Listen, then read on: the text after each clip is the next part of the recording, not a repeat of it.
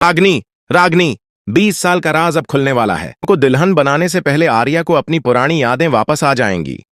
Rail से तुम तक एक बहुत ही चौंका देने वाला मोड़ आने वाला है। कहानी में देख सकते हैं कि चाहने के बावजूद अनु और आर्या की मुलाकात हो जाती है कि किस्मत भी एक दूसरे से जुड़ जाती है। असल आपको बता दें कि अनु का वालिद इस लड़के के लिए बहुत परजोश है, लेकिन अनु की मां चाहती है कि अनु जल्दी शादी कर ले। मगर अनु के वालिद उसके खिलाफ हैं क्योंकि वो लड़का निकम्मा है। वो कुछ भी नहीं करता, सिर्फ बैठकर खाता है, घूमता है और सब कुछ अपने बाप के कहने पर करता है। वो किसी काम का नहीं। अब लोग इस बेबसी का फायदा उठा रहे हैं, मगर अनु के वालिद सब समझ रहे हैं। दूसरी तरफ इन्नू की मां बहुत चालाक है। वो चाहती है कि इन्नू की शादी हो जाए और वो घर से चली जाए, लेकिन अनु के वालिद को पता है कि ये सब किसकी चालाकी है। इन्नू की मां आर्या को घर खाने पर बुलाती है और कहती है कि इन्नू मेरी बात नहीं मानती, लेकिन अगर तुम उसे समझाओगे तो वो जरूर मान जाएगी। अचानक एक औरत आती है जो पेशगोई करती है कि अनु के हाथ जल्दी पीले होने वाले हैं।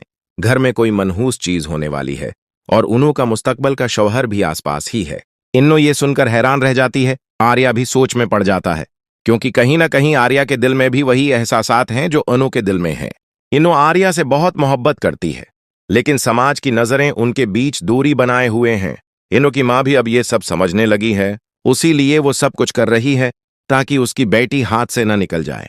लेकिन किसी गलत इंसान के हाथ में देने से बेहतर है कि उसे किसी अच्छे इंसान के हवाले करे।